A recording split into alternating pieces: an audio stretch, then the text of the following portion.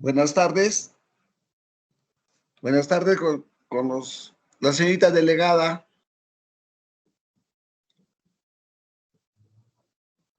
Sí, doctor, buenas tardes.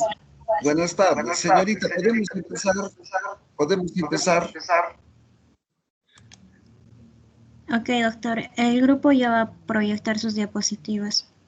Ya. No tengo cámara, no sé qué pasa desde hace tiempo que no tengo cámara, pero bueno, se escucha. Ya. Me avisan para que ya proyecten.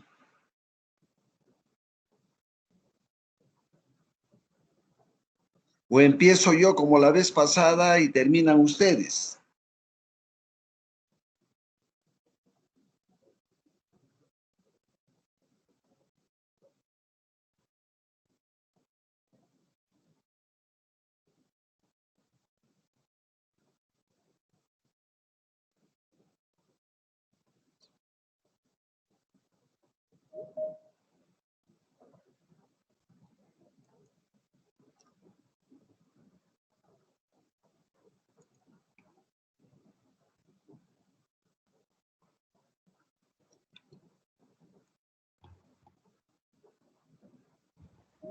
Doctor. Buenas tardes, doctor. ¿Se me escucha? Sí, un poquito más fuerte. Sí, a ver, doctor. El doctor, aún no se conecta dos integrantes de mi grupo. No sé si sería posible ¿Cuántos que... son los que cuántos van a exponer? Somos 5, doctor. ¿Cuántos hay? Solo estamos 3 ahorita del grupo, doctor. Nos faltan Ya, conectarse entonces, ¿cómo 2. hacemos? ¿Empiezan ustedes o faltan los que van a empezar? Faltan integrarse. Faltan integrarse los que van a iniciar, doctor. Si Los que nos van a esperamos, iniciar. doctor. Ajá. Ya, bueno, yo voy a empezar entonces, ¿ya? Y Ya, ustedes después doctor. continúan. Ya está, Ya, listo. doctor. Entonces empezamos. Empezamos con la clase. Hoy día nos toca la clase de endocrinología respecto a la glándula tiroides. Entonces, fíjense, para mí es muy importante y siempre se los he dicho, de que la parte anatómica y funcional, o sea, anatomía y fisiología de cualquier órgano es importante antes de empezar farmacología. Si no conocemos la anatomía, la fisiología, no vamos a poder hacer nada de farmacología. ¿Me escuchan, no? ¿Me está escuchando, John? ¿Aló? ¿John? Sí, se le escucha bien, doctor. Ya, se escucha, Sí, ya. doctor. Entonces el inconveniente acá siempre ha sido que a veces no estudian anatomía y fisiología del aparato que se va o del órgano que se va a estudiar. Entonces en la tiroides sí es importante porque ustedes se van a dar cuenta que es una glándula que tiene una similitud de todas las otras glándulas. Por ejemplo, nosotros habíamos estudiado, por ejemplo, no sé si ustedes recuerdan que todas las glándulas vienen, parten o se originan en el hipotálamo. Del hipotálamo va a dar lugar a la hipófisis y una orden después al órgano blanco que es la tiroides. Pero para eso tenemos que saber de que la importancia de esta clase es que hay un alto porcentaje de pacientes que sufren de la ausencia de la hormona que viene a ser el hipotiroidismo, luego el hipertiroidismo, frecuente la tiroiditis, como la tiroiditis de Hashimoto, y finalmente las neoplasias o cáncer de tiroides. Son 4 grandes grupos o 4 grandes enfermedades que están en la tiroides. A mí siempre me ha gustado iniciar por la parte anatómica y fisiológica. La tiroides tiene una forma de mariposa, pero también se van a dar cuenta que vienen 2 alas unidas por el istmo. En algún porcentaje, no solamente están estas 2 alas unidas por el istmo, en la parte media a veces existe una pirámide, una sobresaliencia que es la pirámide, en algunos casos. Su peso más o menos oscila entre los 15 y 20 gramos y su medida es de 5 por 2 por 2. En la parte posterior, no nos olvidemos que existen 4 pequeños elementos que están en la parte posterior de la tiroides, que es la paratiroides. Paratiroides porque son formaciones paralelas a la tiroides, por eso se llama paratiroides. Esta es fundamentalmente, la paratiroides es fundamental para el metabolismo del calcio. Ustedes saben que está relacionado con el PTH, que es la paratormona. Pero cuando ustedes van a estudiar o van a ver de que existe una tiroidectomía, o sea, una resección de la tiroides, las paratiroides se van junto con la tiroides, o sea, salen de la tiroides. Es decir, no existe ninguna tiroidectomía donde permanezca pues la paratiroides, ¿no? Porque la paratiroides las 4 pequeñas glándulas de la paratiroides están adheridas en el cuerpo posterior de la tiroides. En consecuencia, cuando hacen una resección o sacan la tiroides, siempre va a tener que acompañarse de una resección de la paratiroides. Por lo tanto, va a haber, como está relacionado con el metabolismo del calcio, entonces esta persona va a tener una hipocalcemia y tendrá que recibir calcio de por vida, ¿no? O sea, hasta el fin de sus días tiene que recibir el calcio. Cuando existe un problema de tiroides y aumenta en su tamaño, produce 2 problemas que por el tamaño obstruye la respiración y produce una disnea, y por el tamaño también produce una obstrucción de la vía respiratoria, que es la disfagia. Ya, entonces, en ese sentido, los primeros síntomas, en un aumento de tamaño glandular, existe disnea y disfagia. La síntesis siempre se da a partir del yodo. Y miren, fíjense, esta glándula histológicamente está constituida igual que casi parecido a lo del ovario, parecido. Tiene una serie de células, que forman los islotes, ¿ya?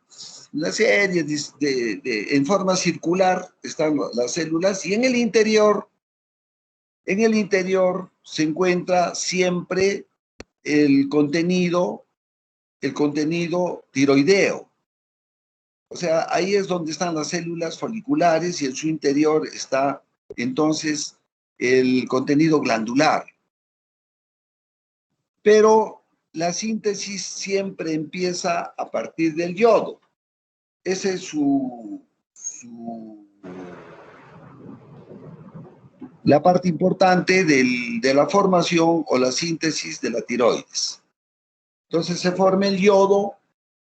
Este yodo está dentro de las células foliculares, como les digo, y tiene que llegar a una oxidación, fundamentalmente, y lo hace por medio de la pendrina. Así se llama, la pendrina. Entonces se forma la oxidación y por la enzima peroxidasa, o sea, la TPO, la enzima peroxidasa, se une al residuo del tirosilo y forma la tiroglobulina. Y de ahí nomás ya forma la mono, que es 1, y la di, que es 2, o sea, la monoyodo y la diodo, que se unen y forman la triyodo tironina y la tiroxina, que es la tetrayodo tiroxina. Entonces, el T3 y el T4. En el caso de la conversión nosotros vamos a hacerlo en forma ordenada. El hipotálamo es la que forma y se origina la hormona directora, que es la TRH. Igualito. En todas las glándulas siempre a nivel del hipotálamo se forma, ¿no? Por ejemplo, en el caso del eje hipotálamo, hipófisis, ovario. ¿Qué forma ahí? La GNRH. Y la GNRH que va a dar lugar a la FSH y a la LH. La FSH y LH en la hipófisis, ¿a qué da lugar? Al estrógeno, la progesterona. Así es, igualito. En este caso, en vez de la GNRH está la TRH. La TRH es la que va a estar en el hipotálamo. Esta genera un estímulo hacia la hipófisis. Y en la hipófisis se va a formar la TSH, en la tiroides, en la hipófisis. La hipófisis a la vez en el órgano blanco, que es la tiroides, va a formar la T3 y la T4. O sea, todo el mecanismo está ahí. Hipotálamo igual TRH, hipófisis igual TSH. Y en el órgano blanco se forma la tiroides la T3 y la T4. De ahí se originan todas las enfermedades. Como por ejemplo, ¿qué pasa si la tiroides en la hipófisis que está la TSH, en la hipófisis que está la TSH, aumenta? ¿Qué pasaría si hay un aumento de la TSH? Lo que va a pasar que si aumenta la TSH es porque ya hay una disminución de la T3 y T4 en la tiroides. Y eso es el hipotiroidismo. Lo inverso sucede cuando hay un exceso de la T3 y T4 porque disminuye la TSH. Al disminuir la TSH, va a aumentar la T3 y la T4. Y al aumentar la T3 y la T4, se produce el hipertiroidismo. Listo. Entonces, ya tenemos que esto es un equilibrio, un feedback nomás. Un feedback. La misma T3, T4 también en forma reversible va hacia arriba, estimula la hipófisis, la hipófisis estimula el hipotálamo y así sucesivamente. En un feedback negativo se convierte en un feedback positivo. Ya. Ahora, ya tenemos cómo llega uno al hipertiroidismo y cómo llega al hipotiroidismo. Eso solamente es un recuerdo de la parte fisiológica que ustedes ya lo han llevado en fisiología. Ya lo llevaron en fisiología. Entonces, eso solamente es un pequeño recuerdo. Ahora, nosotros vamos a tener nuevamente que repasarles la síntesis. Ya saben que a nivel de los folículos intracelulares se forma el yodo, la oxidación. En la oxidación se forman las tiroglobulinas, luego hay una iodización y luego por acoplamiento de la endocitosis se forma la tiroglobulina. Hay una liberación por lo tanto hay una liberación de las dos hormonas, de la T3 y T4. Luego la desyodación para que se forme el mono y el diodotironina. Se unen el monoyodo y el diodotironina y se forma el triodotironina y posteriormente la tiroxina o tetrayodotiroxina. Ya, en ese sentido, ya ustedes lo van a repasar porque van a tener esta diapositiva y entonces sería necesario que no se olviden de que así va a ser la síntesis. Las funciones están entonces en relación. Cuando ustedes normalmente, cuando quieran ver cómo está esa tiroides, primero van a ver a la persona. Ustedes tienen que ser muy observadores. Cuando ven un flaco, delgado, poco, que es muy movedizo, muy activo, es hiperactivo y es delgado, tiene la piel un poco seca, es un hipertiroideo. Entonces quiere decir de que sus T4 y T3 estarán aumentadas y la TSH estará disminuido. El valor de la TSH, por si acaso, es desde 0.4 hasta 4. El valor de la T4 es desde 0.8 hasta 1.9. Y el valor de T3 es de 2.7 a 4.7. Esos son los valores normales que se lo tienen que aprender de memoria. Porque cuando ustedes pidan un TSH, T4, T3, o cuando les llegue una paciente y les diga, mira, yo tengo tanto de T4 y T3 y tanto de TSH, ustedes al toque sacan, ¿esto es un hipertiroidismo o un hipotiroidismo? Eso es lo que ustedes tienen que diagnosticar en el momento. Sabiendo esto, ustedes tienen, de todas formas, tienen que ver de que la T3 es la forma activa, pero fíjense qué es la T3 y qué es la T4. Ya, la T3 es la forma activa y la T4 es la forma de reserva. Cuando yo digo la T3 es la activa es porque es más potente que la T4. A pesar que la T3 tiene un corto tiempo de vida media, solamente 18 horas nomás tiene de vida media la T3, y solamente se encuentra en un 20%. O sea, su vida media es poquito y su porcentaje en cantidad es también poquito, es el 20%. En cambio, la T4 ya tiene un tiempo de vida media de días, de una semana. El otro tiene, la T3 solamente 18 horas. La cantidad que vamos a encontrar de la T3 es pobre, 20%, y de la T4 es alta, 80%. Entonces, la T3, a pesar de que tiene un corto tiempo de vida media y tiene un poco de porcentaje en el organismo, el 20% nada más, es mucho más potente, fíjense, es más potente. Es mucho más potente, por eso yo les decía, 3 veces más potente que la T4. Y esta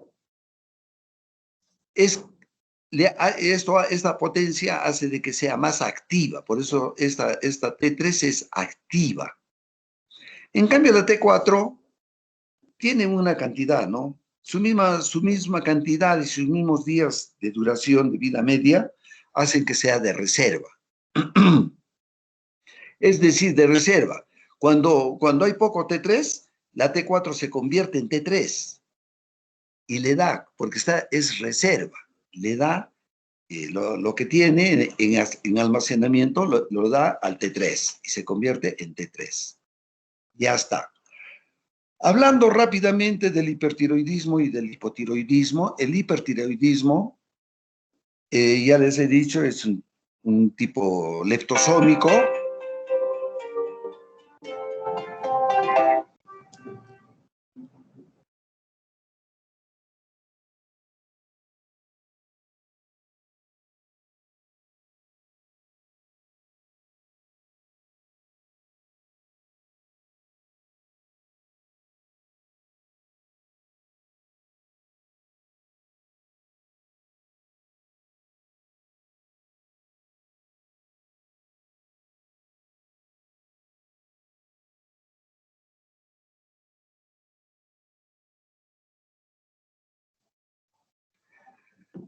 Listo, entonces, el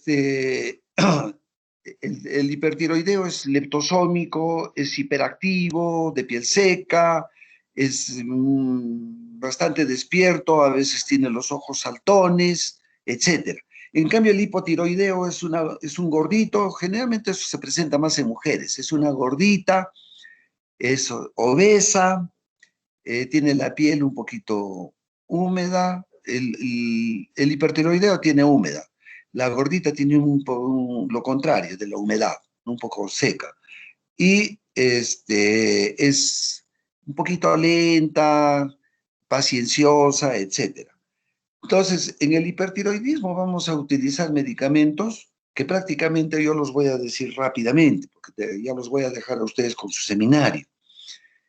La primera familia es las tionamidas, la segunda los ioduros, la tercera el yodo radiactivo y la cuarta son los inhibidores iónicos. En el hipertiroidismo, las tionamidas incluyen al carbamisol, al metimazol,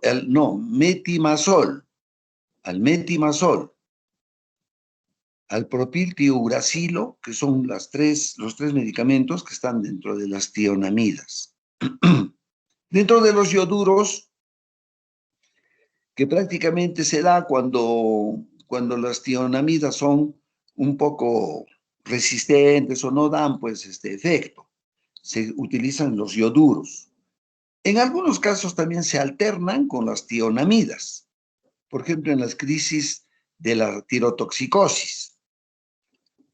Y ahí tenemos algunos medicamentos de los ioduros que nos van a dar una buena respuesta, que como les vuelvo a repetir, alternan con las tionamidas.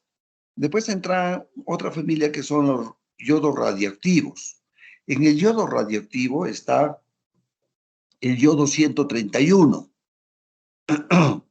Esa tiene una duración más o menos de una semana también, ¿no? Se da en forma oral y generalmente lo utilizan para la gente por encima de los 60 años.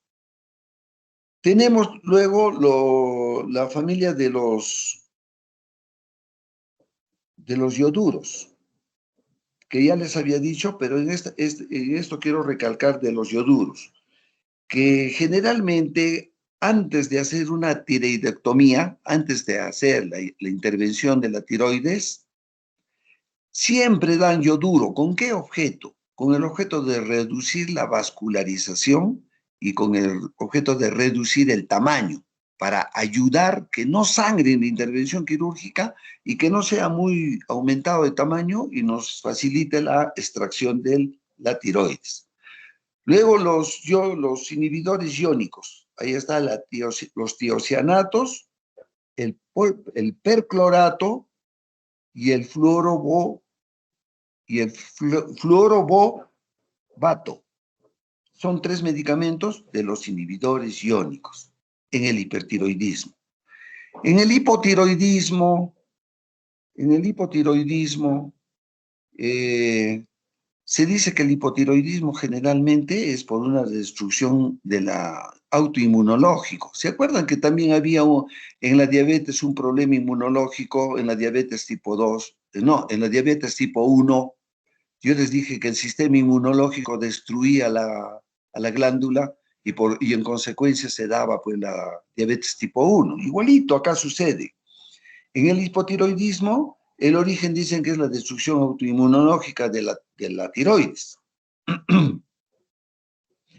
¿Qué medicamento se utiliza más en el hipotiroidismo? Cuando no hay hipotiroidismo o cuando hay una resección de la tiroides. Cuando hay una resección de la tiroides, ojo, por si acaso, la resección de la tiroides, ustedes no tienen este órgano no es importante. No es importante. Le resecamos a un paciente la tiroides y el paciente va a vivir feliz y contento.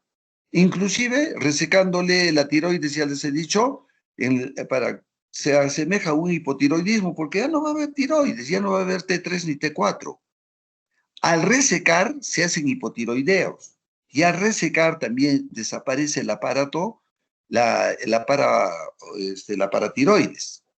Y inmediatamente nosotros le damos solamente el medicamento para que sustituya lo que da la tiroides.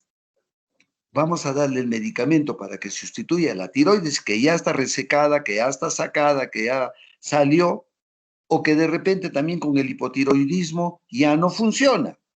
Entonces, ¿qué se le da? Se le da un medicamento de por vida. Pero como también la paratiroides también está resecada porque tiene que salir obligatoriamente. No se puede dejar, eso no se deja, sale. Entonces, ¿qué tiene que tener? También un sustituto para la paratiroides. Ya les he dicho de que por vida tiene que tomar el calcio. Y de que por vida también tiene que tomar el medicamento que es la levotiroxina. Ya tienen que tomar de por vida. Es decir, un paciente que sea hipertiroideo o que tenga un problema de la tiroides, como por ejemplo en la enfermedad de Graves, que es un hipertiroidismo y se le saca la tiroides. Ya no tiene tiroides. Por un cáncer, ya no tiene tiroides. Por una tiroiditis, ya no tiene tiroides. ¿Qué se le va a dar? Y se comporta ya como un hipotiroidismo porque ya no va a elaborar la T3 ni la T4. Entonces se le da un medicamento. El medicamento de sustitución es como en la menopáusica. ¿Qué pasa en la menopáusica? Ya no va a elaborar hormonas, ya no va a tener el estrógeno y la progesterona. Entonces, ¿qué se le da? La ciencia ha fabricado hormonas de sustitución. Igualito es acá. ¿Qué hormona ha fabricado acá? La levotiroxina. Listo. A veces esa se combina con la liotironina. Esta levotiroxina es oral. También hay en forma de inyectables. En forma oral de 50 microgramos. También se puede dar la levotriodotironina, que es la L-T3. Eso cuando hay un coma, pues es hipotiroideo, ¿no? O cuando hay una pobre absorción de la T4 o una pobre conversión de T4 a T3 en el cáncer, en las embarazadas, cuando es un hipotiroideo congénito o cuando hay un hipotiroidismo nodular. Ya está. Ahora sí, han venido ya sus compañeros porque ya les he hecho un resumen anatómico, fisiológico y farmacológico. ¿Ya vinieron? Sí, doctor, ya está. Ya está, entonces empezamos. Una pregunta para todos ustedes, por favor. Mi cámara no está funcionando y esta laptop es nueva. ¿Alguna vez a ustedes les ha sucedido esto, que su cámara se encuentra inactivo? O sea, no funciona, no está activo. Mi cámara, el audio sí. ¿Alguna vez les ha sucedido o cómo lo puedo solucionar? Ya, no saben, chicos. No hay ningún experto en tecnología. A ver, a ¿No ver. tiene encendido su cámara, doctor? El problema es que toda esa barra está, la barra está, ¿cómo se llama? Yo le he comprado recién hace un mes. Es un Core 15. Ah, no, disculpen, un Core i5. Pero no sé qué pasa, que no funciona la cámara. Puede que esté desactivado en el mismo Teams, doctor. Ahí hay opciones para activar el audio y la cámara. Ahí puede Ya. estar desactivado. ¿Ya está, doctor? ¿Se logra observar la pantalla? Sí. Ya. Ahí, en la parte superior, doctora, superior derecha, hay 4 opciones, que es compartir pantalla, está una especie de micro y una camarita. Ya. Si la, cam- Ya, hay si una la camarita camarita. es- ajá, si Hay la una camarita camarita. está Dice, con esta página está accediendo al micrófono, dice. sí, el de la camarita, si tiene un tache, es porque no está activado la cámara. Tiene que presionar ahí. He hecho un clic Ya. en la Ahora camarita, ahí, he hecho un clic y dice micrófono permitido. El micrófono está bien, la cámara es. Ahora, bloquea siempre el acceso al micrófono. Micrófono, dice, es posible que debas actualizar la página para que te aplique la nueva configuración. Gestionar, y en un ladito dice listo. qué raro. Pero en la camarita que he hecho clic, ha salido como título ahí, arribita en una ventana, dice micrófono permitido nomás, dice. No dice otra cosa. A lo mejor en la nueva actualización recién está. el- la camarita, qué raro. Después viene una estrellita, dice añadir esta pestaña. Después viene Doctor, una S. doctor, buenas tardes. Ya, buenas tardes. Entonces, ¿qué hago ahí? Doctor, disculpe, no sé si podría entrar a panel de control desde su computadora y buscar en dispositivos que están acoplados a su computadora lo que es cámara web. Ya. Un favor, eso lo podríamos hacer al final Ya, doctor. y continuamos con la clase. ¿Me ayudan, ya? Ya, doctor. Sí. Ya. Listo. Ya, empezamos entonces. Doctor, ¿me escucha? Sí, sí, sí, sí.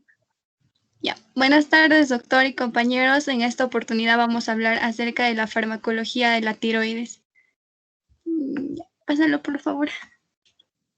En el contenido que vamos a considerar vamos a hablar sobre la fisiología, también las hormonas tiroideas, los agentes antitiroideos y algunas patologías como va a ser el hipotiroidismo y el hipertiroidismo principalmente. Pásalo, por favor.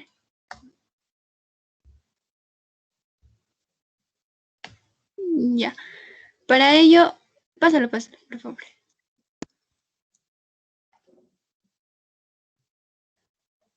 Para ello vamos a ver algunas generalidades. Primero, la tiroides es una glándula endocrina que va a estar ubicado en la parte anterior del cuello, debajo de lo que va a ser el cartílago cricoides. Esta anatómicamente va a estar constituida por dos lóbulos unidas por un istmo. También el peso va a ser de 15 a 20 gramos aproximadamente y sus dimensiones van a ser de 4 por 2 por 2 centímetros. Ahora, en cuanto a su unidad funcional, va a ser el folículo tiroideo. El folículo tiroideo va a estar constituido principalmente por las células parafoliculares que van a sintetizar lo que va a ser la calcitonina. La calcitonina lo que va a hacer es que va a intervenir en el metabolismo del calcio, esta principalmente reduciendo las concentraciones de calcio cuando hay una hipercalcemia. Ahora, esta va a estar rodeando lo que va a ser a un alcaloide, que es el sitio donde se va a reservar lo que va a ser la tiroglobulina yodada, junto con las hormonas tiroideas. También va a estar lo que va a ser, esta va a estar muy ricamente vascularizada. Ahora, también tendríamos otra de las cosas que vamos a ver va a ser el eje hipotálamo-hipófisis tiroides. Ahora, cuando hablamos del eje hipotálamo-hipófisis tiroides, lo que va a suceder es que principalmente el hipotálamo va a segregar o va a liberar lo que va a ser la TRH. Ahora, esta va a estimular a nivel de lo que va a ser la adenohipófisis para que se dé la liberación de la TSH. Ahora, en esta TSH lo que va a suceder es que va a pasar a la circulación, llegando así a la glándula tiroides, y va a actuar a nivel de sus receptores de la TSH. Y así es como va a estimular lo que va a ser la síntesis y la secreción de las hormonas tiroideas. Pero también debemos recordar que estas van a realizar una retroalimentación negativa mediante, cuando las hormonas están elevadas, lo que van a realizar es que van a inhibir tanto la TRH así como también a la TSH, de modo que siempre van a mantener los niveles fisiológicos de las hormonas tiroideas. Ahora, también es necesario saber que la T3 va a estar constituida por yodo aproximadamente un 59% y la T4 por un 64%. Entonces, es importante que haya una ingesta diaria de yodo. Ahora, en el caso de los niños, aproximadamente tiene que ser de 250 microgramos al día, de los adultos 200 microgramos también al día, y en el embarazo y la lactancia de 150 microgramos al día. Pásalo, por favor.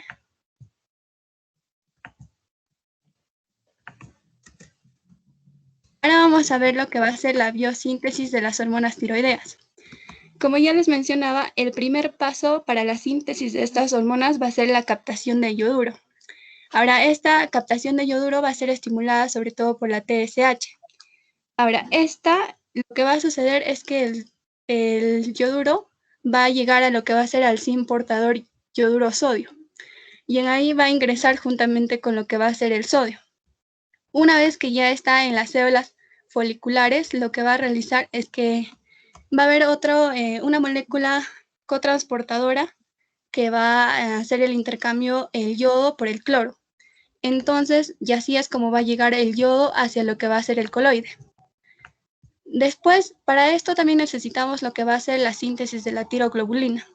La tiroglobulina va a ser sintetizada lo que va a ser en el retículo endoplasmático, ensamblada en el aparato de Golgi, y luego por un proceso de exocitosis va a ser liberada lo que va a ser el coloide. Y también hay que recordar que en gran cantidad va a estar constituida por tirosina. Ahora, luego el yodo así no puede unirse a lo que va a ser la tirosina. Entonces, para eso lo que tiene que pasar es una oxidación. Y se va a dar la oxidación del yoduro, esto mediante lo que va a ser la peroxidasa, para así poder unirse a la tirosina de la tiroglobulina. Una vez que se une a la tirosina de la tiroglobulina, a este proceso se le va a denominar la organificación y va a formar lo que va a ser la monoyodotironina, que es la T1, y la diyodotironina, que es la T2. Ahora, y a este proceso ya se le va a conocer, una vez que tenemos el monoyodotironina y la diyodotironina, entonces estas se van a acoplar. Y así es como se van a formar la T3 y la T4. Ahora, una vez que ya tengamos todas estas hormonas, entonces lo que va a suceder es que se van a almacenar dentro de la tiroglobulina y en el coloide. Cuando están estas hormonas en el coloide, sobre todo la T3, la T3 se va a encontrar en relación al T4 en una proporción de 1 a 5. Ahora, después lo que va a suceder es que por un proceso de pinocitosis va a pasar estas gotitas de coloide, van a entrar a la célula folicular. Y ahí lo que va a suceder es que se va a dar una degradación. Principalmente puede ser por las proteasas, y una vez que ya se haya dado la degradación, lo que va a suceder es que vamos a tener otra vez T1, T2, T3, T4, ¿no? Y ahora el T1 y el T2 se van a desyodar otra vez para hacer el reciclamiento de yodo y así poder formar otras hormonas tiroideas. Pero ahora, en el caso del T3 y del T4, debido a su liposolubilidad, van a atravesar la membrana celular y van a pasar a la sangre. Una vez que se encuentran en la sangre, lo que va a suceder es que estas... hay que tener en cuenta que la mayoría, casi el 99%, va a estar unida a lo que va a ser a la globulina fijadora de tiroxina, principalmente, pero también podría estar unida a lo que va a ser la albúmina. Ahora, también hay que tener en cuenta que la forma libre, tanto del T3 del T4, va a ser de aproximadamente de 0.4% del T3 y solamente vamos a encontrar el 0.04 del total de T4 en su forma libre. Ahora, podemos observar que, por ejemplo, a nivel de lo que va a ser el SIN portador, esta se puede inhibir mediante algunos aniones, ¿no? Como puede ser el perclorato, el tiosinato y el pernectato. Pero también podría ser inhibida cuando existen altos niveles de yoduro. Ahora, a nivel de lo que va a ser la pendrina, cuando hay algunos casos donde la pendrina va a estar ausente o va a ser muy deficiente. Y en estos casos lo que se hablaría sería de un síndrome hereditario de bocio y sordera, el síndrome de Pendret. Ahora, a otro nivel donde se va a realizar una inhibición podría ser a nivel de la peroxidasa.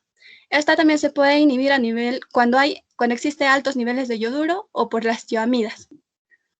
Y el otro, cuando es los niveles altos de yoduro solamente se va a inhibir temporalmente, pero por efecto de las tioamidas ahí sí puede ser una inhibición permanente. Y el otro nivel que se puede hacer la inhibición va a ser a nivel de las proteasas, también a niveles altos de yoduro. Y ahorita vamos a ver el metabolismo periférico, pero aquí también podemos observar que la T4 no se va a poder convertir o va a haber una inhibición en la conversión de T4 a T3 cuando existen medios de radiocontraste o por los betabloqueantes o como la amiodarona también. Pásalo, por favor.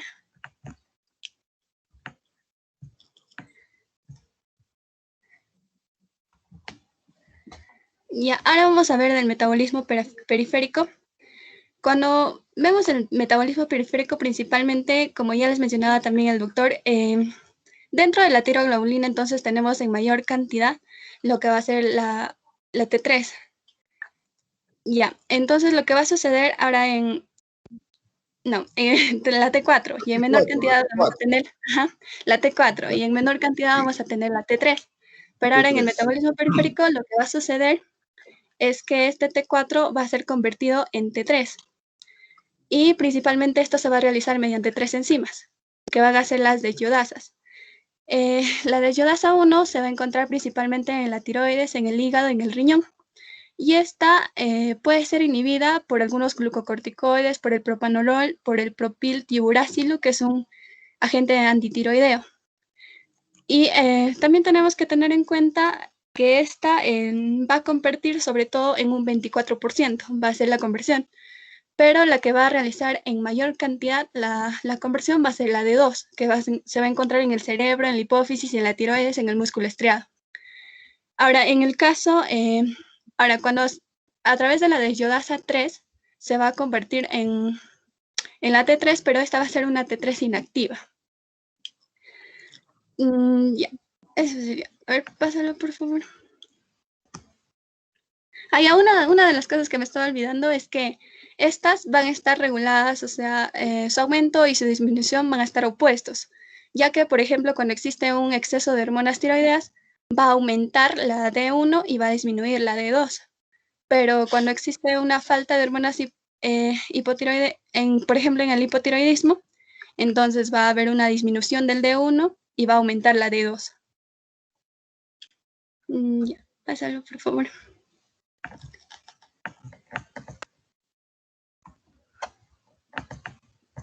Ahora vamos a ver lo que va a ser las hormonas tiroideas. Pásalo, por favor. Ya. Para eso, primero vamos a observar, vamos a hablar de los preparados tiroideos. Va a existir lo que va a ser la levotiroxina, la liotironina y la liotrix. La levotiroxina va a tener es el mismo que el T4. Y la liotironina va a ser lo mismo que el T3. La liotrix es una combinación de ambas. Ahora, principalmente vamos a hablar de lo que va a ser la levotiroxina. Vamos a hablar de lo que va a ser la farmacodinámica. Entonces, lo que va a suceder, principalmente va a existir dos fases. Una fase inactiva y una fase activa. En la fase inactiva podemos observar que van a estar lo que va a ser los receptores de la hormona tiroidea, que van a ser 2 homodímeros que van a estar unidos al elemento de respuesta de hormona tiroidea y también al correpresor. Y esto sobre todo lo que va a hacer es que va a mantener la inhibición basal de la transcripción de estos genes receptores. Y en mayor cantidad estos receptores se van a encontrar en la hipófisis, en el hígado, en el riñón, en el músculo. Y no tenemos estos receptores para estas hormonas tiroideas en el testículo y así como también en el vaso, por ejemplo. Ahora, ¿qué es lo que va a suceder? Sabemos que las hormonas, tanto la T3 como la T4, en su mayor proporción, van a estar unidos en la sangre, sobre todo a lo que va a ser la globulina fijadora de tiroxina. Pero una vez y las hormonas, las porciones libres, van a ingresar a lo que va a ser, a través de un transportador, van a ingresar a lo que va a ser al citoplasma. Y una vez que está en el citoplasma, ahí se va a dar la conversión que ya vimos, ¿no? De T4 a T3, ahí por medio de la 5 deshiodinasa. Ya. Ahora, una vez que tengamos el T3, entonces, ¿qué es lo que va a suceder? El T3 va a moverse hacia el núcleo. Una vez que ingresa este T3, se va a unir a estos receptores. Esto va a estimular la disrupción del homodímero y se va a armar un heterodímero con el receptor retinoide X. Y esto lo que va a hacer es que va a desacoplar al correpresor y va a unir al coactivador. Y una vez que está unido al coactivador, entonces lo que va a hacer es que va a activar la transcripción.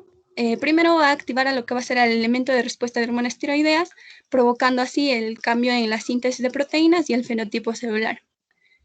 Ahora,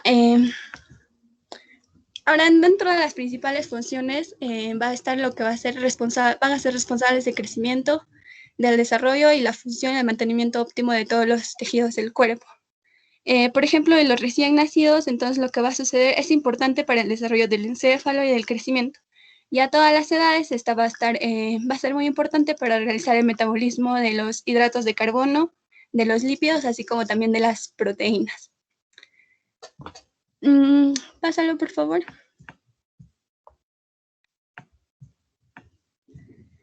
Ahora vamos a ver lo que va a ser la farmacocinética. También tenemos que tener en cuenta de que las acciones de estos preparados tiroideos van a ser muy similares o similares a las hormonas normales. Entonces, en la farmacocinética, principalmente la administración de la levotiroxina tenemos que va a ser vía oral y también va a ser intravenosa.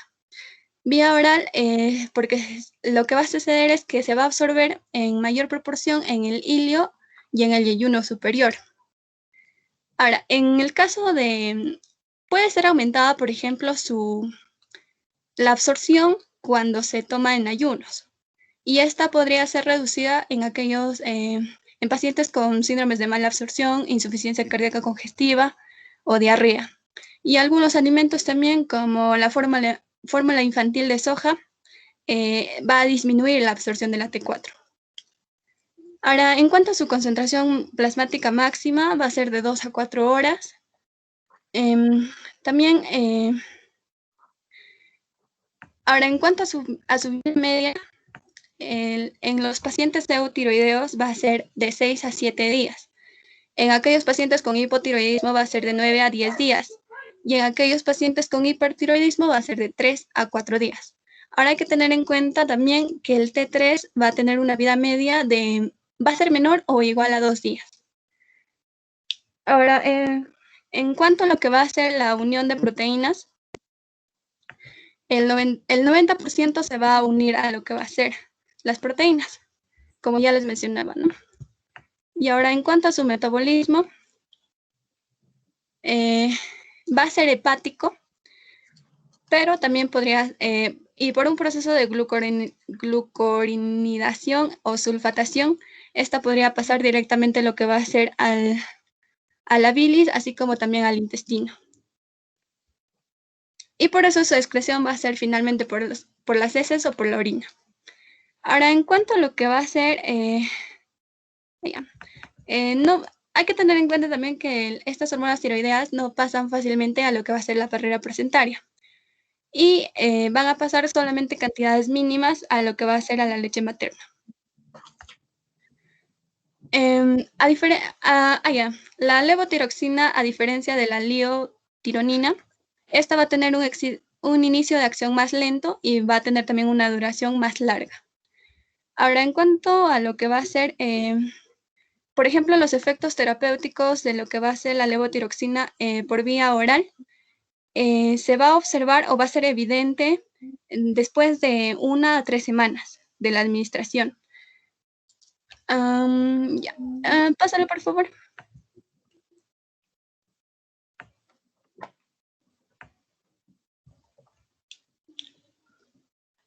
Ya me estaba olvidando también, en aquellos pacientes que padecen o tengan lo que va a ser el mixedema o coma mixedematoso, entonces estas van a recibir tratamiento sobre todo por vía intravenosa, lo que va a suceder es que va a actuar a nivel de las primeras 8 horas, y sus efectos máximos se van a realizar a 24 horas después. También, no le puse, pero el modo de administración va a ser mediante los comprimidos. La dosis es única por las mañanas y con el estómago vacío media hora antes del desayuno y con un poco de líquido. Pásalo, por favor. No, está bien. Ya. En cuanto a lo que va a ser a las aplicaciones terapéuticas, primero se va a utilizar como terapia de reemplazo es utilizada como terapia de reemplazo o sustitutiva. Esto, como ya lo mencionó también el doctor, es un tratamiento de por vida. Esto sobre todo cuando la función tiroidea está disminuida o hay una falta por completa, como puede ser en el coma hipotiroideo, en el bocio no tóxico, en el cretinismo o en el hipotiroidismo en general. Y esta que puede estar causada por la extirpación quirúrgica de la glándula o por una deficiente función como resultado de una aplicación de radiación o tratamiento con antitiroideos. También puede ser usado como tratamiento de tirotoxicosis, pero está en combinación con agentes antitiroideos para prevenir el hipotiroidismo. El otro uso que se le da va a ser como terapia de supresión de la TSH. Esto sobre todo para lo que va a ser el tratamiento de bocio eutiroideo, carcinomas tiroideos bien diferenciados y nódulos tiroideos. Ahora, en el caso del bocio eutiroideo benigno, por ejemplo, esto se va a dar como tratamiento para la prevención de la recidiva tras la cirugía del bocio eutiroideo, pero esto va a depender mucho del estado hormonal postquirúrgico. En cuanto a lo que va a ser otros usos, también se puede usar en el diagnóstico de prueba de supresión tiroidea o para disminuir el colesterol sanguíneo en aquellos pacientes con aterosclerosis o santumatosis. Y también para la obesidad, pero la obesidad de origen tiroideo, de hipotiroideo. Pásalo, por favor.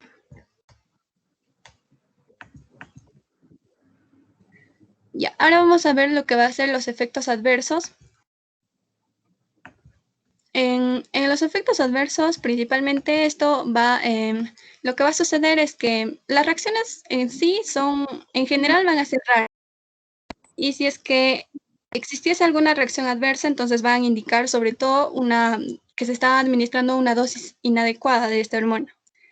Por ejemplo, cuando se está dando, algunos pacientes pueden no estar recibiendo suficiente hormona tiroidea, entonces lo que va a manifestar van a ser síntomas de hipotiroidismo, como va a ser mucho cansancio, letargo, pérdida de la audición, subir de peso, dolor muscular y de las articulaciones, cambios en el fondo de los ojos, ronquera, frecuencia cardíaca lenta, contracciones débiles.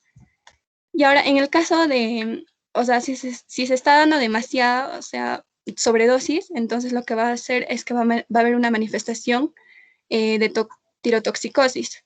Entonces lo que va a suceder va a manifestar como exotalmos, pérdida de cabello, mirada fija, temblores en las manos, aumento de la frecuencia cardíaca, palpitaciones, nerviosismo.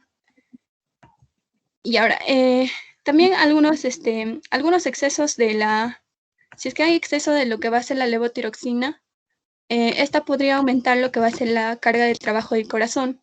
Y entonces, en algunos pacientes con problemas cardíacos subyacentes, podría provocar angina de pecho, taquicardia sinusal, fibrilación auricular, insuficiencia cardíaca congestiva. Pásalo, por favor.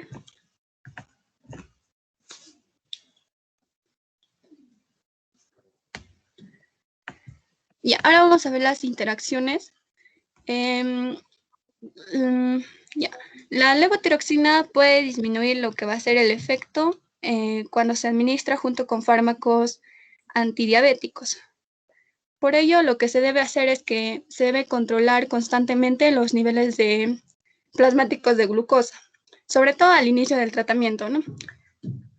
Ahora también, en cuanto a lo que va a ser los anticoagulantes, lo que va a hacer es que se puede exacerbar debido a que la levotiroxina va a desplazar a lo que va a ser los fármacos anticoagulantes de las proteínas plasmáticas. Y para esto también va a ser necesario controlar lo que va a ser los parámetros de coagulación, sobre todo también al inicio de la terapia tiroidea. Ahora, en cuanto a lo que va a ser la colestiramina y el colestipol, lo que va a hacer es que estas van a inhibir lo que va a ser la absorción de la levotiroxina. Por ello, está recomendado administrar la levotiroxina entre 4 y 6 horas antes de administrar la colestiramina o el colestipol. Ahora, en cuanto a antiácidos y sucralfato, esta lo que puede hacer es que puedan reducir los efectos de la levotiroxina. Por ello, también se recomienda administrar como mínimo 4 horas antes de estos antiácidos. Ahora, en cuanto a los salicilatos, a la furosemida, sobre todo de 250 miligramos y más, o más, el clofibrato, la fenitoína, lo que pueden hacer es que desplazar a la levotiroxina de las proteínas plasmáticas también. Y en cuanto al propiltiuracilo, glucocorticoides, beta-simpaticolíticos, amiodarona, medios de contraste iodados, lo que van a hacer es, como ya les mencionaba, estas van a inhibir la transformación periférica del T4 en T3. Ahora, incluso también se sabe que la amiodarona contiene elevado contenido de yodo y esta podría provocar un hipertiroidismo o si no un hipotiroidismo. Ahora, en cuanto a sus contraindicaciones y sus precauciones, va a estar contraindicado sobre todo en aquellos pacientes con hipersensibilidad, ¿no? Entonces no debería ser utilizada estas hormonas ya sea en pacientes con una hipersensibilidad aparente, ya sea al principio activo o a cualquiera de sus excipientes. También va a estar contraindicada en pacientes con tirotoxicosis no controlada de cualquier etiología. También va a estar contraindicada en aquellos pacientes con insuficiencia adrenal no controlada, ya que puede causar una crisis adrenal. También en aquellos pacientes que padecen infarto agudo de miocardio no asociado a hipotiroidismo. También está contraindicado para el tratamiento de la obesidad, ya que si se le administra dosis normales de levotiroxina no van a ser eficaces para la reducción de peso en pacientes sobre todo eutiroideos. Y si se le administra demasiada dosis o dosis mayores, entonces esta va a producir toxicidad o incluso puede ser mortal. Mortal va a ser sobre todo cuando se administra junto con fármacos que inhiben el apetito. Y también va a estar contraindicado en pacientes con infertilidad no asociada a hipotiroidismo. Y si es que solamente se puede administrar en aquellos pacientes que tengan infertilidad, pero que está acompañada de hipotiroidismo. Ahora, las precauciones, como ya les mencionaba, la levotiroxina no está clasificada o está clasificada dentro de la categoría A, de riesgo de embarazo. Entonces, esto indica que no produce efectos adversos en el feto. Entonces, lo que se debe hacer es que sí se le puede administrar en el embarazo. También en lo que va a ser la lactancia materna, ya que sabemos que, como ya les mencioné también, que solamente pasa mínimas. La cantidad de hormonas que se excreta va a ser muy mínima. Ahora, en cuanto a lo que va a hacer los ancianos, los ancianos pueden ser más sensibles a los efectos cardíacos de reemplazo de la tiroides, por lo que está recomendado que sí se las administre, pero hay que iniciar con dosis bajas y también a una escala más lenta, ya que las hormonas tiroideas van a ser cardioestimulantes. Entonces, por eso es que debemos tener mucha precaución en pacientes, sobre todo con angina de pecho o alguna otra enfermedad cardíaca. Luego, también debemos de tener en precauciones en aquellas personas que tienen o que padecen hipotiroidismo secundario a hipopituitarismo y en la diabetes mellitus, ya que puede alterar sobre todo lo que va a ser, como ya les mencionaba, existe interacción con lo que va a ser los antidiabéticos. Ya, y esta podría provocar lo que va a ser una hipoglucemia, ¿no? Ahora, y también, finalmente, lo que debemos hacer es que, una de las cosas que se debe hacer también es descartar otras patologías que causan el hipotiroidismo antes de comenzar con el tratamiento principalmente. Porque no se puede haber, por ejemplo, un paciente con hipotiroidismo secundario a un pituitarismo, como ya les mencionaba, y entonces estos van a tener suprimida la función suprarrenal, por lo que primero debemos corregir eso antes de iniciar con el tratamiento con levotiroxina. Y ahora también debemos tener precauciones, sobre todo cuando es el uso prolongado de levotiroxina en mujeres posmenopáusicas, sobre todo porque a la levotiroxina se le ha asociado con una disminución de la densidad mineral ósea. Y entonces, si es que se les administra por uso prolongado, entonces esta puede provocar osteoporosis. Ya, eso sería todo, doctor.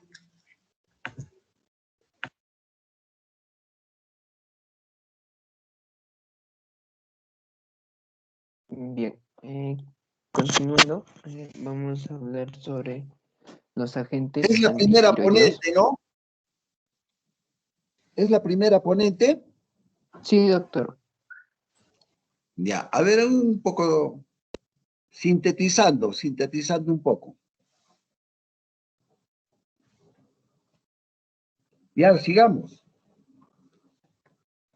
Ya, doctor. Entonces, hablando de los agentes antitiroideos, principalmente vamos a mencionar los agentes antitiroideos, pues son sustancias moleculares relativamente simples que van a activar o van a funcionar interfiriendo en la producción hormonal de la tiroides. Esto haciendo que se reduzca así la actividad que vaya a tener este órgano. Tenemos agentes, un ejemplo de estos agentes son los bociógenos, los cuales van a generar que o van a hacer que se suprima la T3 y la T4, incrementando así la TSH. Entonces, cuando se da un incremento en la TSH, el órgano, al no recibir, va a incrementar sus células y así generando que la tiroides incremente su tamaño y se genere el bocio. Ejemplo de alimentos que puedan ser bociógenos tenemos a los que, por ejemplo, coliflor, brócoli, o en algunos casos alimentos con cianógeno como el habas, los melocotones, que en su consumo en exceso nos van a generar estos problemas. Bien, entonces, para hablar de los agentes antitiroideos, vamos a tener tanto las tiamidas, ioduros y yodo radioactivo. Entonces, hablando de tiamidas, vamos a tener al metimazol y al propiltiuracilo, principalmente. Ahora, en Europa manejan lo que es al carbimazol, que es que al ingresar al cuerpo se sintetiza y se va a convertir en metimazol. Ahora, en nuestro petitorio nacional se encuentra el tiamazol, que es el nombre también del metimazol. Principalmente el metimazol, porque es 10 veces más potente que el propiltiuracilo. Principalmente este medicamento es de elección para adultos y niños. En caso de embarazadas podría generar lo que es malformaciones en los niños. Ahora, pasamos al propiltiuracilo, que es la otra molécula, en el cual, por el tema de lo que es puede generar una hepatitis, se tiene que tener en cuenta que su administración se debe dar en el primer mes de embarazo, cuando se genere una tormenta tiroidea y cuando se haga principalmente resistencia al metimazol. Ahora, hablando de la farmacocinética, vamos a ver que el metimazol se va a absorber completo en tasas variables. Tanto su excreción es más lenta a comparación de lo que es el propiltiuracilo. Su excreción vamos a encontrar que se encuentra del 65 a 70%, vamos a encontrar en la orina dentro de 48 horas aún. Su semivida plasmática es de 6 horas del metimazol y tenemos que su acción de 30 gramos va a darse en 24 horas. En tanto, su volumen van a tener el mismo volumen que tiene el propiltiuracilo. En comparación, el propiltiuracilo con el metimazol tiene una absorción que es rápida, que llega a la sangre pues en cuestión de 1 hora, llegando a los niveles séricos. Y esto principalmente porque se va a dar paso por lo que es el hígado. Su primer paso es por el hígado y entonces es una absorción más rápido, casi del 50 al 80%. Este propiltiuracilo se va a excretar como glucuronido inactivo dentro de las 24 horas, teniendo así una semivida plasmática de 1.5 horas o 75 minutos, como quieren llamarlo. En 100 gramos de administración, pues en el cuerpo va a tener un tiempo de duración de 6 a 8 horas. Importante recordar que ambos fármacos van a atravesar la barrera placentaria y llegando así estos a alojarse en lo que es en la tiroides fetal, produciéndole problemas al niño. También se van a llegar a secretar por medio de la leche materna y en tanto lo que es su frecuencia de dosificación, vamos a tener que, si hablamos del propiltiuracilo, se administra 1 a 4 veces al día, y el metimazol 1 o 2 veces al día por su tiempo de acción. Eh, Ahora, pasamos a la farmacodinámica. Vamos a ver que principalmente este compuesto las tiamidas van a actuar tienen múltiples mecanismos de acción, pero una de las principales acciones es prevenir la síntesis de la hormona, tanto T3, T4, haciendo de dos formas. Uno, que vaya a inhibir la peroxidasa tiroidea, la cual es la enzima que unida al yodo se va a generar estos dos tipos de hormonas, o que bloquee la organización del yodo en la glándula. También a ello va a generar que se dé un bloqueo en el acoplamiento de las yodotirosinas, la T3 y T4. En tanto, si hablamos del propiltiuracilo, es el que va a inhibir la deyodación periférica de la T3 y T4. Esto se va a generar principalmente en un tiempo lento, de un tiempo largo de 3 a 4 semanas. Siempre en proceso a esto se va a ir agotando lo que es la T4 y se va a hacer presente su acción del propiltiuracilo. Ahora, estos medicamentos van en administraciones altas o pacientes que no vayan a resistir, se va a generar una toxicidad.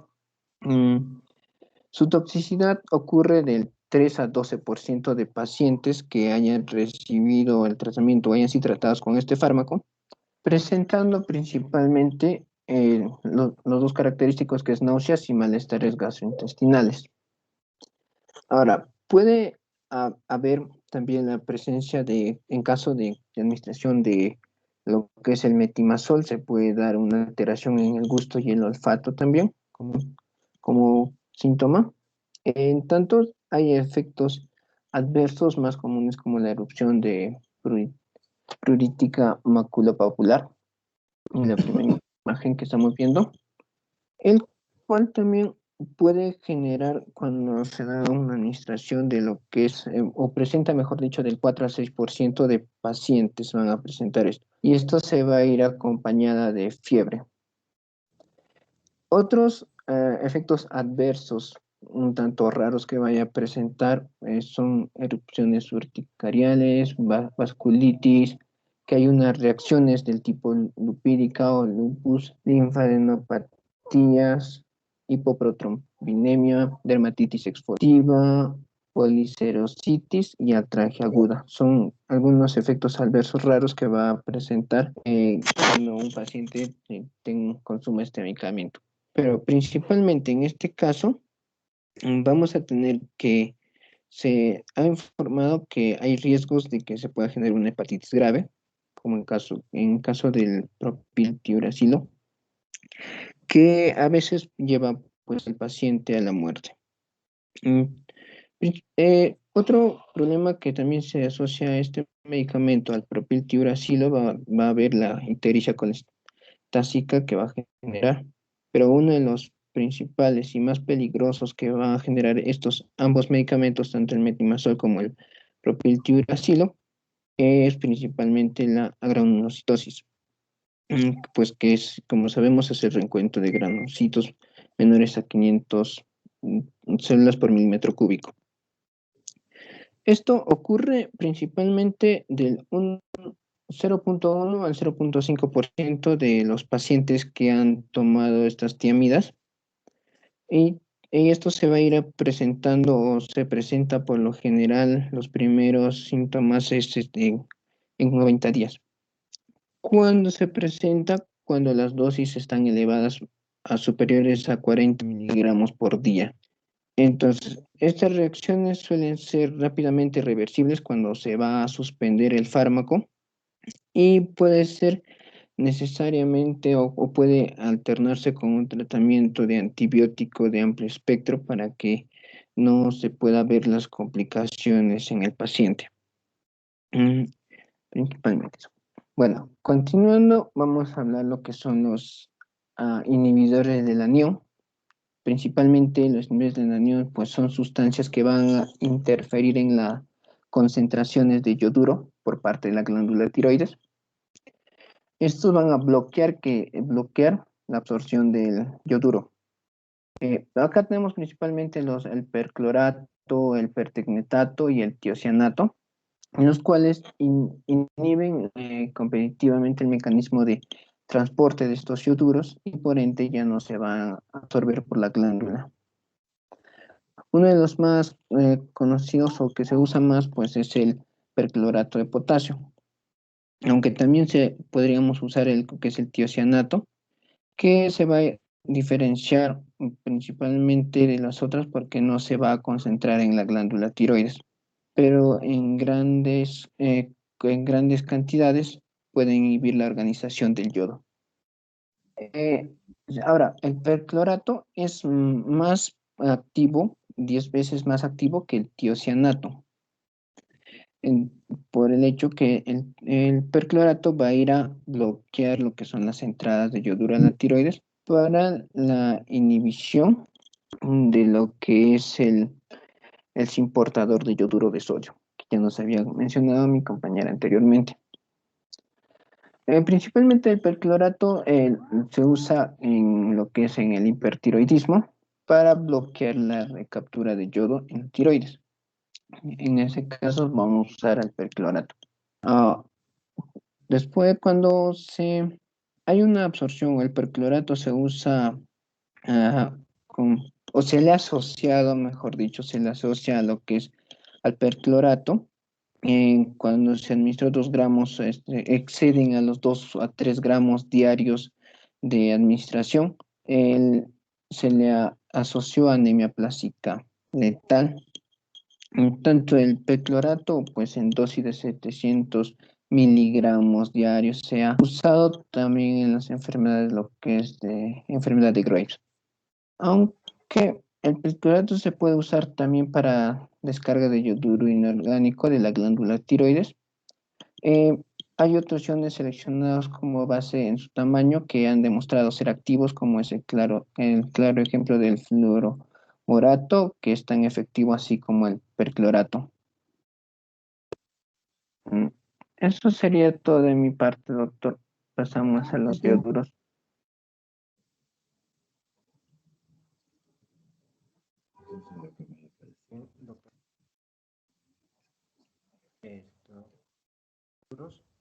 Y también voy a hablar sobre el... No se escucha. Ya, ahora sí me escucha, doctor. No. Ahora, doctor, ¿me escucha? Un poquito más alto. Ya, está bien, voy a tratar de elevar la voz. Bien, vamos a empezar por el yodo, por los yoduros, y vamos a hablar sobre la farmacodinamia. Nosotros sabemos muy bien que los yoduros, bueno, básicamente actúan sobre o tienen un efecto que es en la producción de hormonas tiroideas de este 4, y justamente en eso actúa. El mecanismo de acción básicamente se produce de esa manera. interviniendo en la organificación, y básicamente eso es el efecto de Wolff-Chaikoff, que es, como les dije, inhiben la síntesis de D3, T4, cuando, cuando actúan directamente sobre estos con una... básicamente es pues como aumenta, estos ioduros tienen compuesto de yodo obviamente, y hacen un mecanismo de competición para que no se pueda, mecanismo básico de competición para que se pueda reducir los niveles de T3 y T4 que utilizamos generalmente para el tratamiento de tirotoxicosis o cuando tenemos una alteración de la función de la tiroides. Cuando nosotros le administramos, o generalmente se administra una dosis de mayor a 6 miligramos sobre decilitros, estos ioduros, que luego voy a explicar cuáles son los ejemplos clásicos.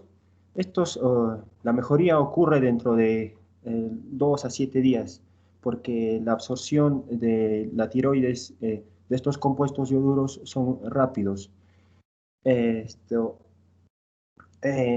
Estos compuestos ioduros se administran vía una solución que contiene un yoduro potásico, o también llamado, tenemos la solución de Lugol. En el cuadro que está en la derecha, en superior derecha, están varios compuestos, dentro de ellos está la solución de Lugol, varios compuestos que tienen contenido de yodo. Dentro de ellos podemos citar uno de los importantes, la amiodarona, que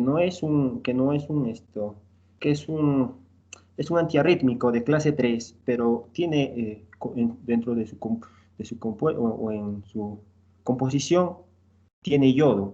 Entonces, este yodo, en uno de sus efectos secundarios de la amiodarona es pues, que te produce hipotiroidismo. Como se ve en el cuadro, si también encontramos al iodoquinol, también llamado diodohidroxiquina, perdón. También encontramos a la solución oftálmica de yoduro de ecotiofato, con sus respectivos miligramos por cada gota, el iodoquinol, la solución oftálmica de idoxuridina, y vamos a encontrar dentro de los dos últimos más importantes, o que son los clásicos o más representativos de estos, es la solución de Lugol. Esta solución de Lugol pues tiene en su compuesto 5% de yodo y 10% de yoduro de potasio. Lo que proporciona básicamente es de 8 miligramos de yodo por cada gota, y se hace uso o se administra en la terapéutica de 2 a 6 gotas, que da más o menos a 16-36 miligramos de yodo. Igual, el Ki o Kis también, Kis es la solución saturada de yodo potásico, es también similar a la anterior, que es la solución de Lugol, que tiene 50 miligramos de yodo por cada gota, y su uso es un poco menos, ya la cantidad de yodo es más, entonces estaría utilizando 1 a 2 gotas, que da un resultado de 50 a 100 miligramos de yodo. Esto básicamente para el tratamiento generalmente ya de tirotoxicosis, o que ya después mi compañera va a implementar sobre el tratamiento y la clínica. Bien, entonces, también los yoduros, uno de los efectos o uno de los usos que se da también es pues que protege en la lluvia radioactiva de yodos, ya sea en una guerra o en un problema de radiación. Estos protegen ya que reducen la captación de yodo radioactivo. Y estos básicamente se dan de acuerdo a cada las dosis de yodo, ya básicamente es de acuerdo a cada nación o a cada municipio, se podría decir de cada gobierno. Bien, vale aclarar también que en los individuos sensibles se produce un efecto, ¿cómo se podría decir?, de rebote, que es el fenómeno llamado de Joff-Basedon, que es básicamente un hipertiroidismo. Es en donde en pacientes ya muy sensibles se da este efecto que les estaba diciendo. Sucede cuando hay una tiroides muy sensible y este efecto fenómeno de Joe-Basedot también se ve en pacientes con enfermedades tiroideas, ya sea el bocio nodular, el bocio por déficit de yodo o enfermedad de Graves. Dentro de los efectos adversos tenemos el lagrimeo, la conjuntivitis, el dolor de las glándulas salivales, el síndrome de tipo resfriado, la rinorrea, también la erupción acneiformes, que es similar a la piel del bromismo. El bromismo es cuando hay una ingesta, hay una alta concentración de bromo. La fiebre medicamentosa, también podemos encontrar el sabor metálico cuando hay una un exceso consumo de estos ioduros, además de las úlceras bucales. Dentro de ellos cabe mencionar también que podemos, dentro de los efectos adversos, los angioedemas. Bien, siguiente, por favor. Bien, vamos a hablar ahora sobre el yodo radioactivo.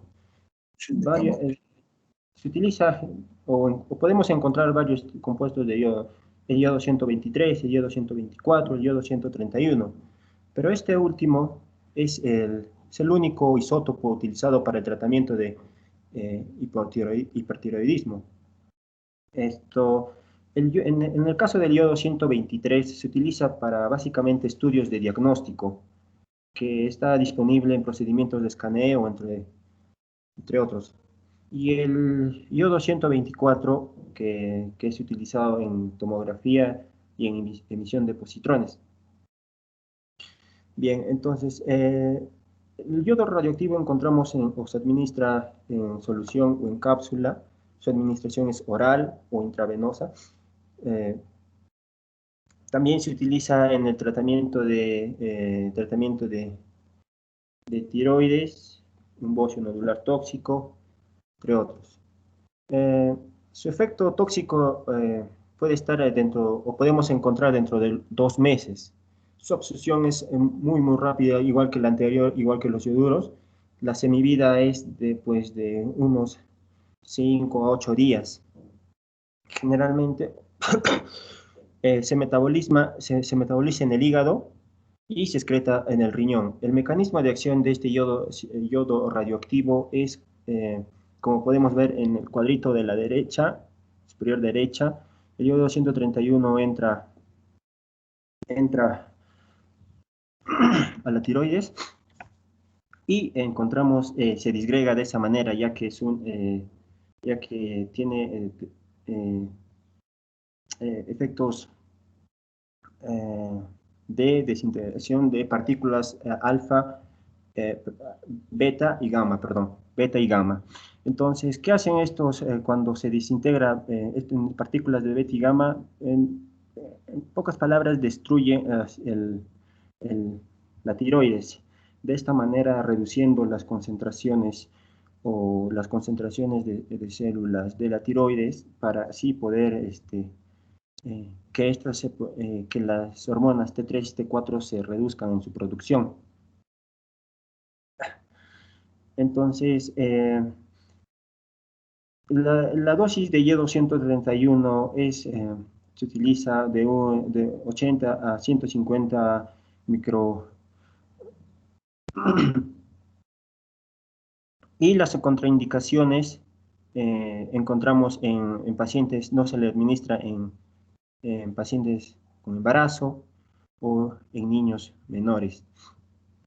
Y dentro de los efectos adversos es que en los pacientes con enfermedad de Graves o un exceso uso de estos compuestos causa hipotiroidismo. Bien, siguiente.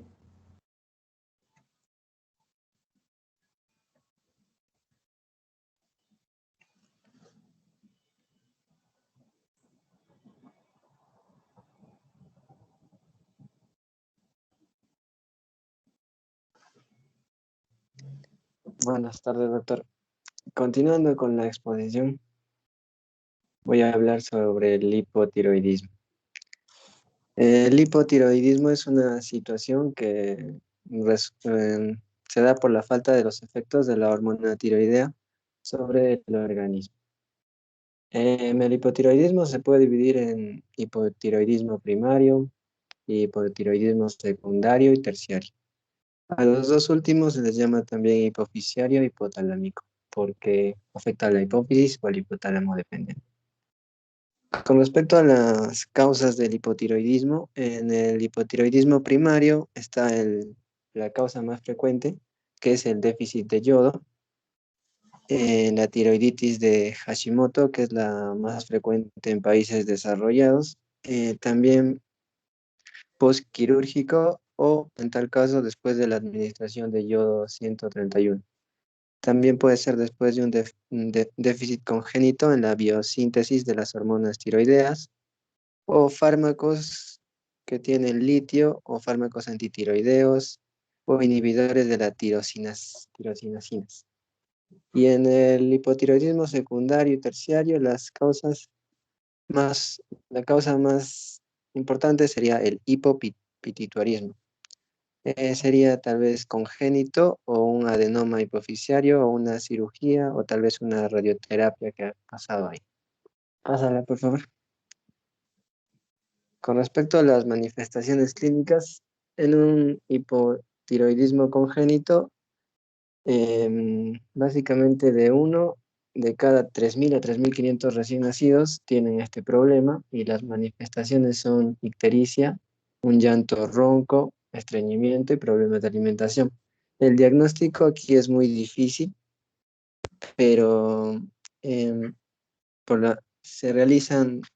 deberían realizarse pruebas de cribado en todos los recién nacidos después de las 48 a 72 horas de vida para así seguir con el tratamiento para que no tenga ninguna manifestación más adelante y pueda preservar su salud. En el cretinismo, las manifestaciones más frecuentes son las tallas bajas, los rasgos toscos y también tienen alteración de desarrollo mental. Pásala, por favor. Cuando ya es en edad más adulta, casi como la edad adulta y ancianas, se da el caso de los mixedema, que ya tienen problemas de palidez, frialdad en la piel, escasez de vello, alopecia de cola de cejas, edema periorbitario y macroglosia. El corazón también puede aumentar de tamaño y también puede haber un derrame pericárdico. Hasta incluso puede haber un taponamiento cardíaco. Ahora, si esto no se trata adecuadamente, pues no se puede llegar a un coma mixidematoso. Y esta está más relacionada con el estupor y la hipotermia. El estupor es una inconsciencia leve, pero esta puede tener causas, esta se puede desencadenar por exposición de un mixidema a una exposición a bajas temperaturas o a farmacosedantes o a una sepsis respiratoria o una sepsis urinaria. Esta patología es muy poco frecuente. Pásala, por favor. Ya, con respecto al diagnóstico, con las manifestaciones clínicas, aparte deberían hacer un examen de sangre en el cual buscamos las hormonas. En el hipotiroidismo primario se observaría que la TSH estaría estimulada y entonces estaría elevada. Y ahora pero la T4 en el hipotiroidismo primario bajaría, cosa que no sería en un hipotiroidismo subclínico en el que la T4 estaría normal. Y en un hipotiroidismo central, la TSH estaría baja, aunque en un 30% podría estar normal. Y bueno, ante la sospecha de hipotiroidismo central siempre se tiene que solicitar un examen de TSH y la T4, la levotiroxina. Ahora que si vamos aparte de esos diagnósticos, también debemos determinar los anticuerpos de antiperoxidasa tiroidea y antitiroglobulina. Esta para hacer un diagnóstico diferencial de la tiroiditis autoinmunitaria, que se encuentra estos anticuerpos en el 90% de los casos. Y si vas a tomar un EKG, pues la característica es que va a tener bradicardia, una disminución de la amplitud de la QRS y una inversión de la onda T. Así se diagnostica. Siguiente. Ahora, en el manejo del hipotiroidismo, si es que el hipotiroidismo está causado por medicamentos, nada más eliminas el medicamento y bueno, ahí sería el tratamiento. Pero si el hipotiroidismo tiene otras causas, como ya lo mencioné, tendrías que dar levotiroxina. Ahora, la levotiroxina depende de en qué edad estés, ¿no? Depende de la edad etaria. De 1 a 6 meses se daría de 10 a 15 microgramos por kilogramo al día. En un adulto de 1,7. En el recién nacido se da más por las demandas que va a tener en el crecimiento y lo demás. A partir de los 65 años, pues ya no necesitan tanto que digamos, y además porque la mayoría en la edad adulta pueden tener problemas cardíacos, así que es un poco menos la dosis de 1,6 microgramos por kilogramo por día. Como ya se mencionó, la levotiroxina debe administrarse con el estómago vacío, ya que tiene interacciones con los alimentos y o medicamentos que está tomando. Tiene una semivida larga, así que tiene que darse una vez al día. Para tener los niveles estables en el torrente sanguíneo, tiene que pasar de 6 a 8 semanas. Y en pacientes cardíacos, pues ya dijeron que es muy sensible, así que tienes que tener cuidado con administrar levotiroxina. Y algunos problemas especiales en el manejo del hipotiroidismo sería en el caso del mixedema, que como ya se sabe, mixedema generalmente da a personas mayores y estas podrían tener enfermedades arteriales y coronarias. Y bueno, entonces tienes que tener en cuenta eso porque los bajos niveles de la tiroxina protegen el corazón y entonces debes tener cuidado en administrar paulatinamente poco a poco. En el coma mixedematoso, pues como está en coma, tienes que darle por vía intravenosa. En estos pacientes que llegaron al coma tienen grandes vacíos de T3 y T4 en el cuerpo, así que primero debes llenar esos vacíos y se utiliza de 300 a 400 microgramos inicialmente y luego ya cuando ya se hayan llenado esos vacíos de T3 y T4 seguido del medicamento de 50 a 100 microgramos diarios. En el hipotiroidismo y el embarazo, pues si es que la mujer embarazada tiene hipotiroidismo y está embarazada, pues tenemos que elevar un poco la dosis para que tenga un desarrollo adecuado el cerebro del feto. Generalmente la dosis se eleva en un 25 o 30%. Y en el hipotiroidismo por fármacos, como ya dije, basta con que le saques el fármaco, que ya no tome el fármaco, pero si es que no se puede, simplemente tendrías que ya utilizar la terapia con levotiroxina. Eso es todo. Gracias. Continuando con la exposición, yo les voy a explicar sobre el hipertiroidismo. El hipertiroidismo va a ser el síndrome clínico que se va a producir cuando los tejidos están expuestos a niveles elevados de hormona tiroidea. La enfermedad más común va a ser la enfermedad de Graves o bocio, también conocido como bocio tóxico difuso.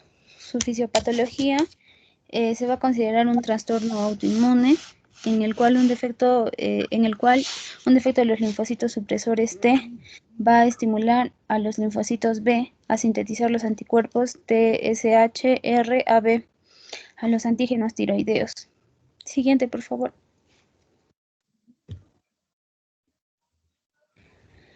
El TSH-RAB se va a dirigir contra el receptor de TSH en la membrana de la célula tiroidea y este va a estimular el crecimiento y la actividad biosintética de la célula tiroidea.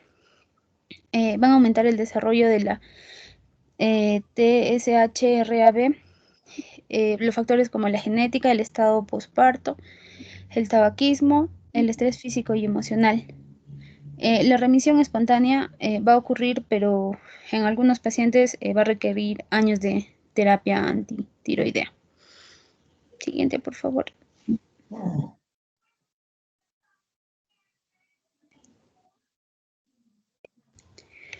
El diagnóstico de laboratorio que se va a usar va a ser en la mayoría de los pacientes con hipertiroidismo se va a elevar la T3, T4, FT4 y FT3 y se va a suprimir la TSH.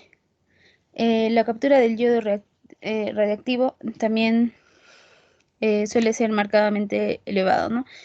Se va a encontrar los anticuerpos antitiroglobulina, la peroxidasa tiroidea y la TSH-RAB.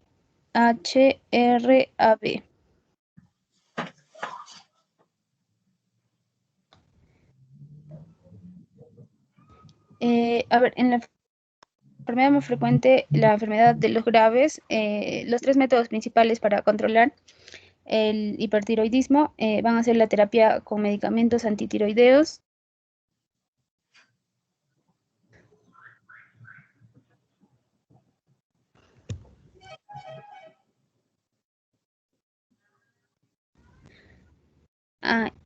¿se me escucha? Sí. Ya, gracias. Los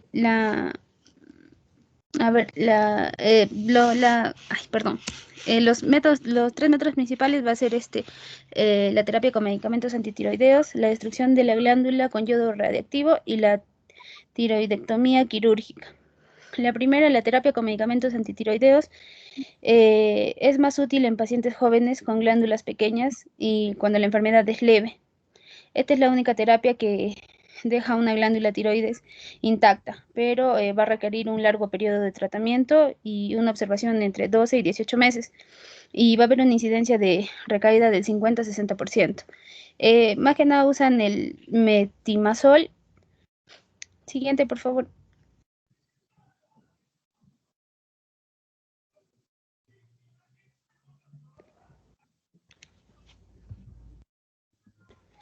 El otro método va a ser la tiroidectomía, que se va a usar en pacientes con glándulas muy grandes o bocios multinodulares. Los pacientes que son tratados con medicamentos antitiroideos hasta el eutiroidismo, alrededor del 80 a 90% de los pacientes van a necesitar suplementos de tiroides después de una tiroidectomía casi total. Y el yodo radiactivo se va a usar en pacientes sin enfermedad cardíaca.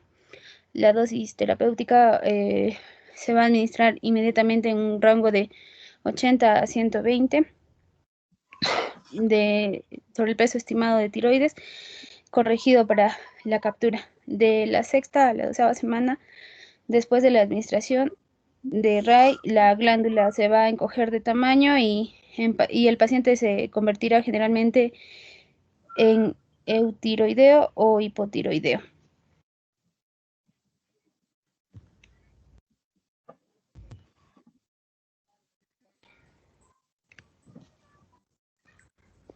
Siguiente, por favor.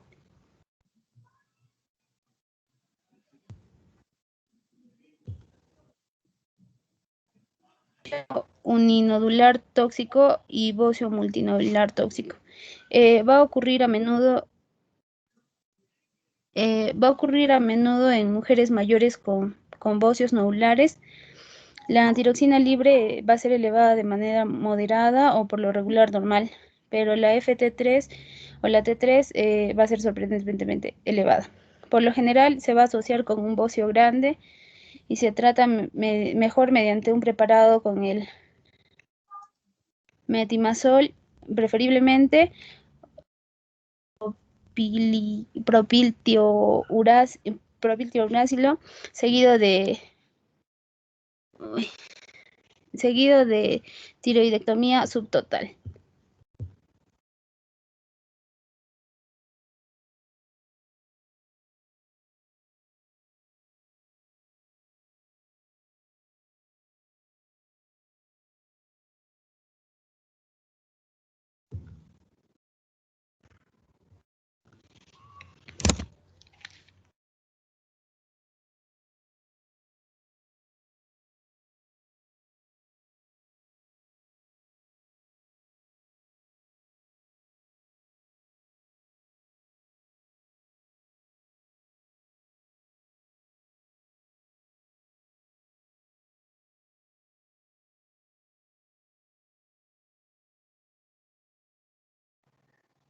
Doctor, mi compañera tuvo inconvenientes con su red.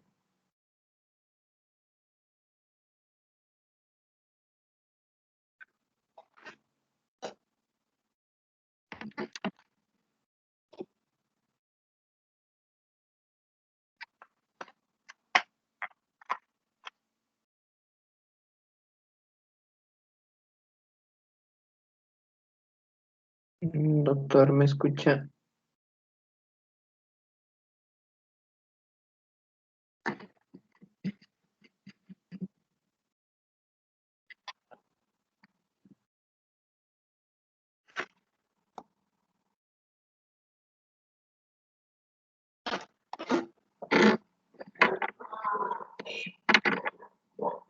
Ya, bien. No sé si se me escucha, doctor.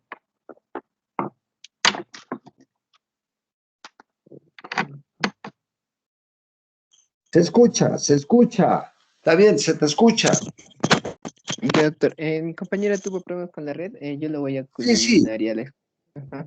ya, Bien, está bien. entonces, continuamos con la tiroiditis subaguda, que va a ser una enfermedad también que se genera o que va a generar un hipertiroidismo. Vamos a tener que durante la fase aguda de una infección viral de la glándula tiroides, se va a generar tanto destrucción del parénquima tiroideo y a la vez va a haber una liberación de estas hormonas tiroideas que se encuentran almacenadas. Entonces, al ver una liberación de ello, se va a generar lo que es el hipertiroidismo, se van a elevar estas hormonas. Principalmente, como ya he mencionado, va a generar un episodio de tirotoxicosis que va a ser transitorio y que se va a resolver con un hipertiroidismo esporádico o espontáneo. Por lo general, lo que se necesita en este caso para realizar su terapia son agentes bloqueadores receptores de adrenérgicos beta, que van a dejar sin actividad al simpático mimético intrínseca. En tanto, los corticoides van a ser útiles en este caso o necesarios para lo que son cuando se genera un caso grave de una inflamación que no se puede controlar. Bien, eso sería toda nuestra parte, doctor. Muchas gracias. Ya, está bien. Pero muy cortito, usted ha hablado, ¿ah? Bien cortito, no importa, no importa, está bien. Ya bueno, finalizamos, hemos finalizado la clase. Se pueden tener ya su tiempo libre. Quedamos ahí.